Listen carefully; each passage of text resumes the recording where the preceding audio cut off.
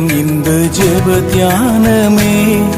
ஆண்டவரும் இரட்சகருமாகிய இயேசு கிறிஸ்துவின் திருப்பெயரினாலே உங்களை நான் வாழ்த்துகிறேன். இன்றைய இறைவார்த்தை மூலமாக ஆண்டவருடைய வார்த்தை உங்களோடு கூட பகிர்ந்து கொள்வதிலே நான் மிகுந்த மகிழ்ச்சி அடைகிறேன். கர்த்தர் தாமே உங்களை ஆசீர்வதிப்பாராக. இன்றைய நாளுக்கான இறைவார்த்தை 32ஆம் சங்கீதம் 9ஆம் வசனம். வாரினாலும் கடிவாளத்தினாலும் வாய் கட்டப்பட்டால் ஒழிய உன் கிட்ட சேராத புத்தியில்லா குதிரையைப் போலவும் கோவேறு கழுதையைப் போலவும் இருக்க வேண்டாம். சங்கீதக்காரர் இப்படி சொல்லுகிறார், வாரினாலும் கடிவாளத்தினாலும் வாய் கட்டப்பட்டால் ஒழிய உன் கிட்ட சேராத புத்தியில்லா குதிரை என்று சொல்லுகிறார். அப்படியானால் ஒரு குதிரைக்கு கடிவாளமும் வாரினால் அதை கட்டி கடிவாளத்தை கொண்டு அதை கட்டி இழுக்கும்போது தான் அது கிட்டே வந்து சேரும். அதே போல நீ இருக்காதே என்று சொல்லப்படுகிறது. அருமையானவர்களே, இன்று ஆண்டவர் உங்களோடு கூட பேசுகிற காரியம் என்ன என்று சொன்னால், மிருகங்களைப் போல இருக்காதீர்கள். மிருகங்களைப் போல இருக்காதீர்கள். இந்த வசனம் நமக்கு அதுதான் சொல்லுகிறது. ஏன் அவர் வாரினாலும் கடிவாளத்தினாலும் வாய் கட்டப்பட்டால் ஒழிய குதிரை கிட்டே வராது என்பதை அங்கே உதாரணமாக சொல்லுகிறார்.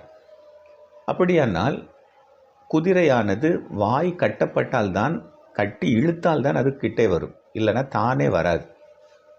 ஆனால் அதே மாதிரி நீ இருக்காத அப்படின்றார். அப்படின்னா என்ன அர்த்தம்? சுயமாக கடவுளை தேடுகிறவளாக நீ இருக்க வேண்டும்.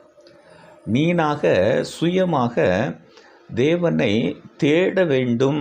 நீனா அருகில் வரணும். அவர் பக்கத்தில் நீயா வந்தால்தான் உனக்கு நன்மை என்பதை இந்த வசனம் நமக்கு சுட்டி காட்டுகிறது. எனவே முதலாவது, சுயமாக கடவுளிடம் நெருங்கி வாருங்கள். மனமுவந்து அவரிடத்திலே நீங்கள் வர வேண்டும். இரண்டாவது, இந்த மிருகங்களுக்கு சுயமாக ஒரு ஒழுக்க நடவடிக்கை அதுக்கு இருக்காது. அந்த மிருகங்களை நாம் கஷ்டத்துக்கு உட்படுத்தினால்தான் அதை பழக்குவிக்க முடியும். நீங்கள் மிருக காட்சி சாலைகளிலே இல்லை என்று சொன்னால் சர்க்கஸில் நீங்கள் பார்க்கலாம். சர்க்கஸில் இருக்கிற மிருகங்கள் ஒரு நல்ல உதாரணம்.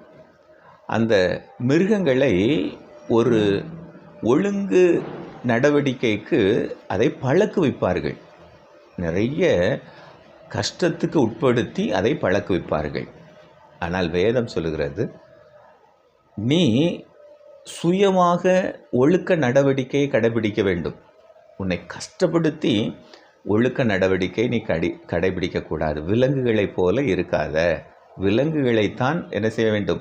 கஷ்டத்துக்கு உட்படுத்தி ஒழுக்க நடவடிக்கையை செய்ய வைக்க வேண்டும். ஆனால் நீ அப்படிப்பட்டவன் அல்ல. ஆண்டவர் உன்னை மேன்மையாக படைத்திருக்கிறார், விலங்குகளை விட மேன்மையாக படைத்திருக்கிறார். அப்படியானால் முதலாவது, சுயமாக கிட்டே சேர வேண்டும். கட்டி இழுத்து உன்னை கொண்டு வரக்கூடாது. நீயா கடவுளை தேடணும். ரெண்டாவது, உன்னை கஷ்டப்படுத்தி ஒழுக்க நடவடிக்கைக்கு கொண்டு வரக்கூடாது. நீயா ஒழுக்க நடவடிக்கை என்ன செய்யணும்? கற்றுக்கொள்ள வேண்டும், கடைபிடிக்க வேண்டும். மூன்றாவது, கட்டுப்பாடுகள் இருந்தால் தான் சரியான வழியில் விலங்குகள் நடக்கும். கட்டுப்பாடுகள், இப்போ குதிரைக்கு என்ன போடணும்? கடிவாளம் போடணும். கடிவாளம் போட்டால் தான் அது சரியான வழியிலே நடக்கும். நீ உன் மனதையும் உன் விருப்பத்தையும் நீயாக கட்டுப்படுத்துகிற திறனை வளர்த்து கொள்ள வேண்டும்.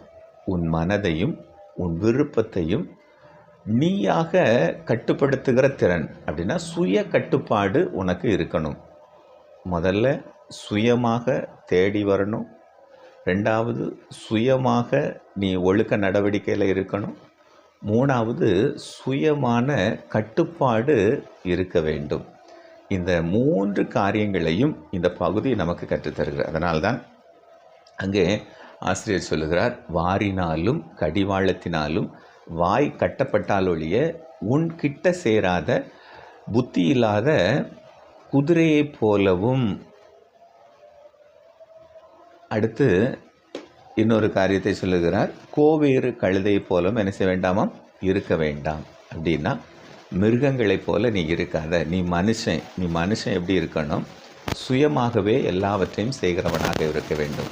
குதிரைக்கு கடிவாளம் போட்டு இழுத்தாதான் கிட்ட வரும். ஆனால் நீ எப்படி இருக்கணும், கடவுளிடம் சுயமாக நீனாக தேடி வரணும். ரெண்டாவது, குதிரையை கஷ்டத்துக்கு உட்படுத்தினா தான் அது பழக்குவிக்க முடியும்.